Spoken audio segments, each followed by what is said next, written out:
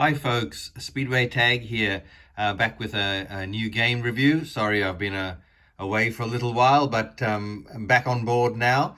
And I want to show you a game I got this week called Jewel Box. And it's by Lovemore Games.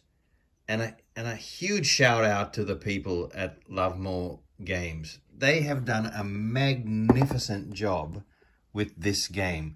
So Jewel Box is like a little, I don't know, a box that museums put beetles and bugs and butterflies. You've seen them on display when you go into establishments like that. And so, I learned something. They're called jewel boxes.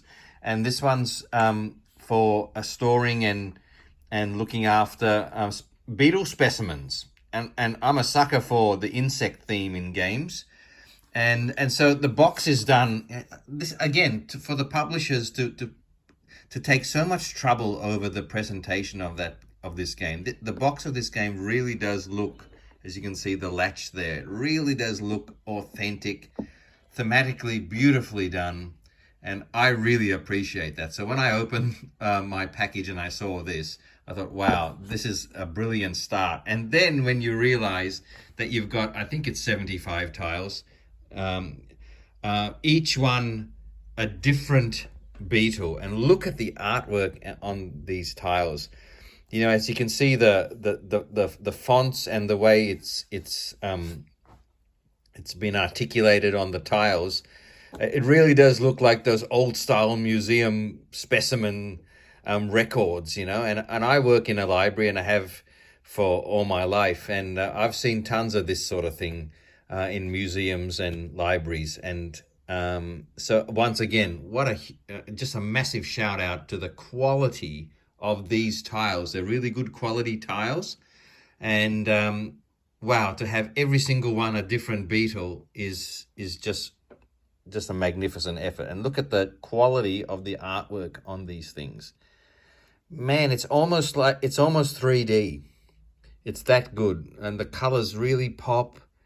And I'm a sucker for tile laying games, and I love the insect theme. I love set collecting, and that all comes together in this game. We have a market, if you like, which is always another one of my favorite mechanisms. And here it's the log that 5 beetles sit on at the start of the game. The dice, again, is really good quality. I love the color of the dice. Yeah, the log looks fantastic. It's a great solid cardboard. Those are the backs of the tiles, and so you put 5 beetles up there to start.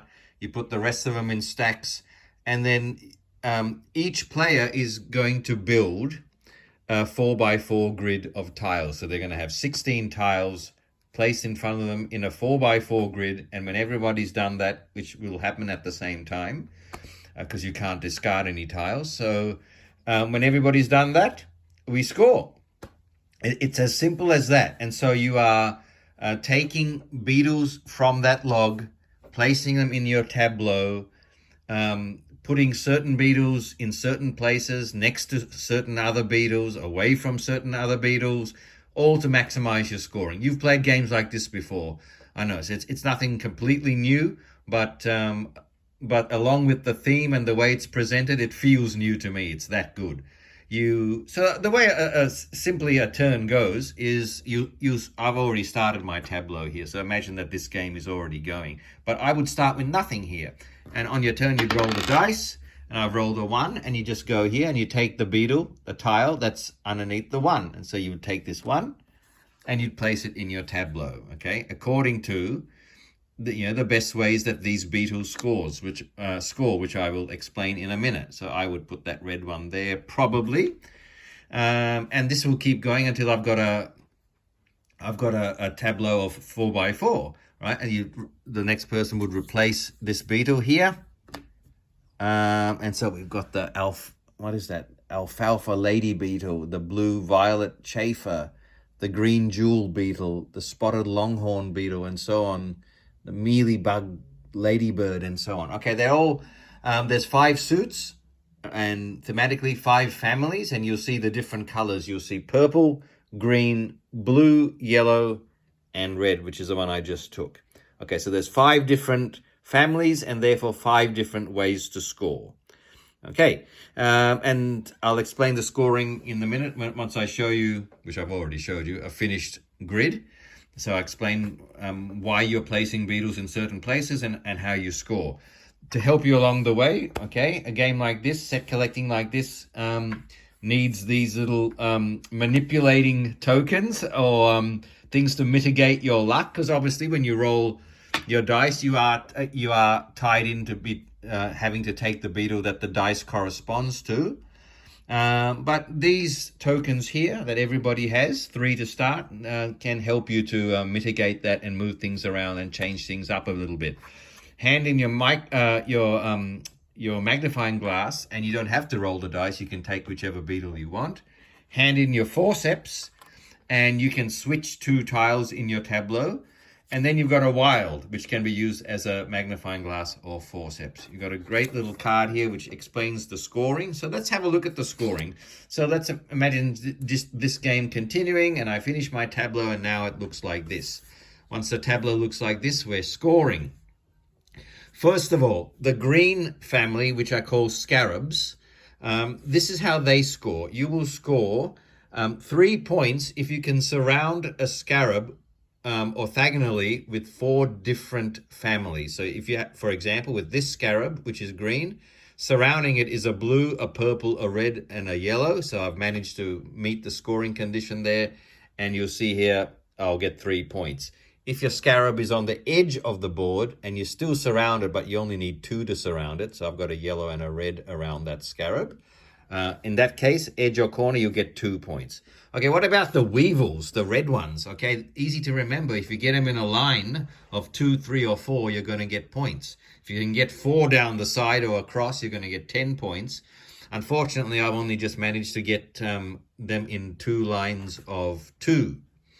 And that only gets me over there 3 points. But that's okay. Yeah, that's pretty good. I'm getting 6 points from my weevils.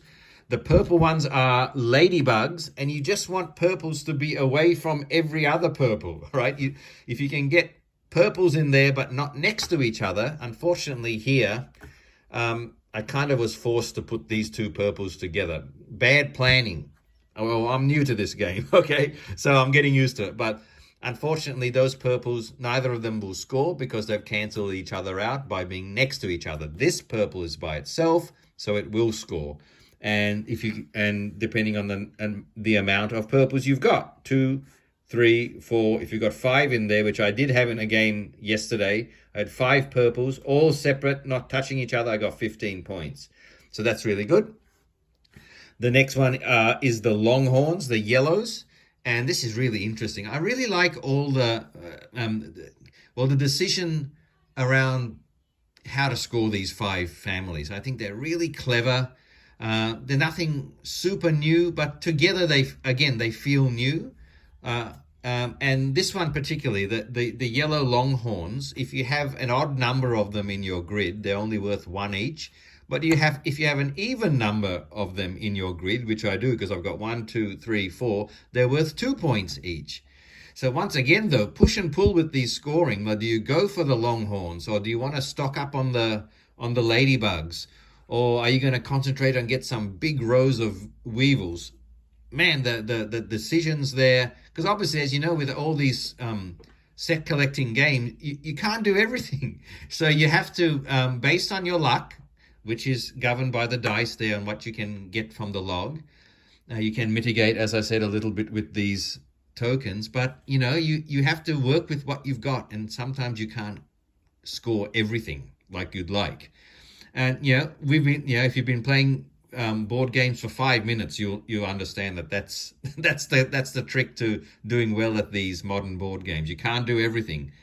And finally, the 5th family are the jewels. Okay, the blues. If you get them in pairs, they're worth 5 points. If I had another blue here, for example, if that was not a yellow and there was a blue here instead, that is no longer a pair and none of them score. I don't get this as a pair and this guy just sitting there.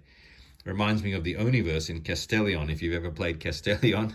But you've got to keep your pairs away from other blues and then they'll score. And so if that's like this, then I'm fine. That blue pair is going to score 5 points. Man, my mum was playing with me the other night, and she had three pairs of jewels in there. 15 points that you get.